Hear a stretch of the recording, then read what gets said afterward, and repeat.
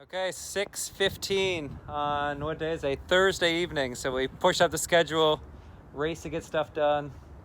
Boys have been troopers, and we are going to take off. So they've been in Halifax for about 2 hours here. Literally 2 hours.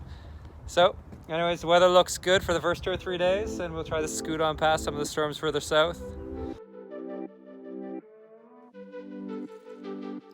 Only a few hours after meeting the crew, we set sail from Halifax to Bermuda, a 740 nautical mile passage, the first leg of our sail to the Caribbean for the winter season. We had been watching the weather for weeks, waiting for a good window. 2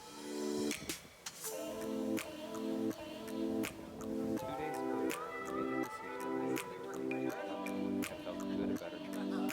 A few hours before we departed, and we saw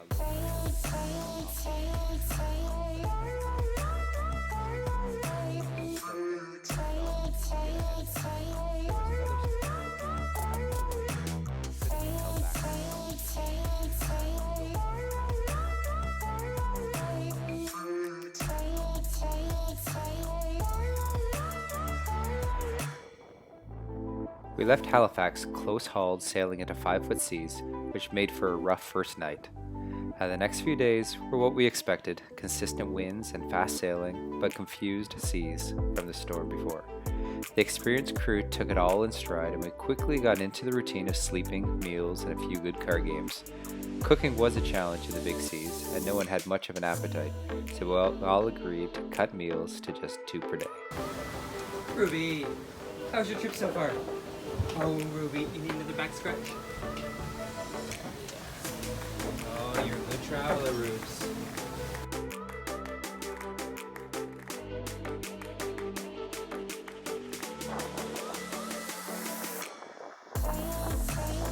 On the third night out, the winds switched and began coming from the south, and the seas were building accordingly.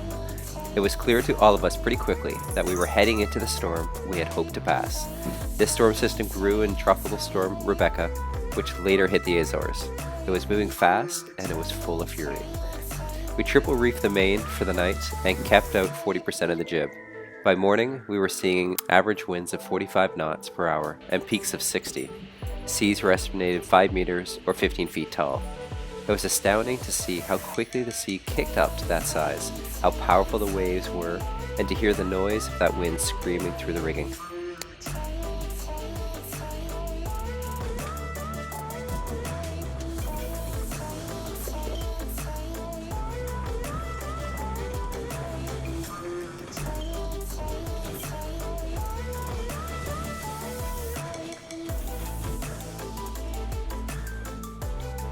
During the peak, we chose a tactic with both engines, running the boat 30 degrees to wind, hand steering the entire time.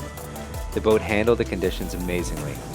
I was really impressed with how safe and calm we felt on board, considering we were engulfed by the power of Mother Nature.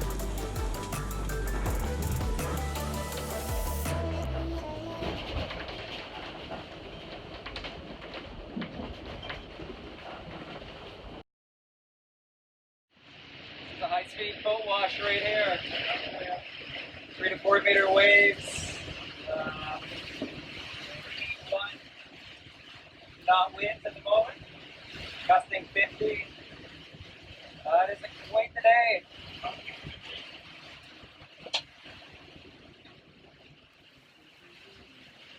Jeez, that breaking wave there.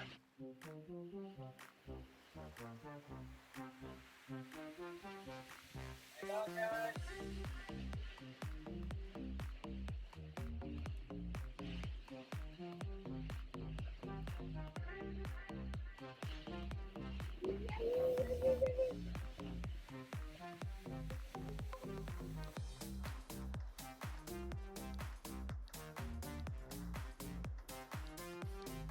By about 11:30 a.m., we began to see signs of relief.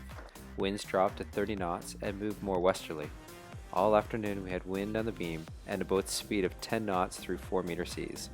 Sunset was beautiful, and we were rewarded with a rainbow that appeared to end right on Hangtime. Our final day at sea, I made some homemade bagels for the crew, and we enjoyed a beautiful final breakfast.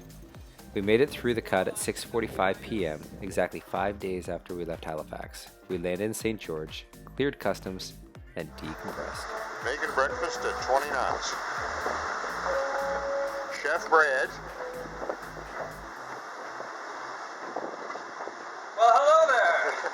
Welcome to the Hangtime kitchen here this morning. We have a breakfast in store for you guys that you will not get off the boat today. Looking forward Stay to it. tuned. Until next time on the Hangtime. Yes. Yeah, only the pros that day.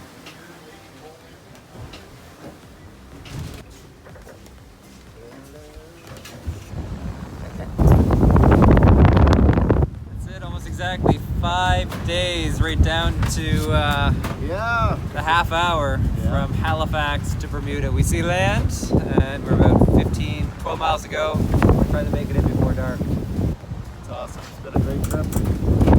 We've had good skipper and awesome Oh, food. shucks, stop it. The card play hasn't been too bad. Card play has been good. And no abuse. That's what I mean. One beer on the whole Total trip. respect. Wait till the next passage.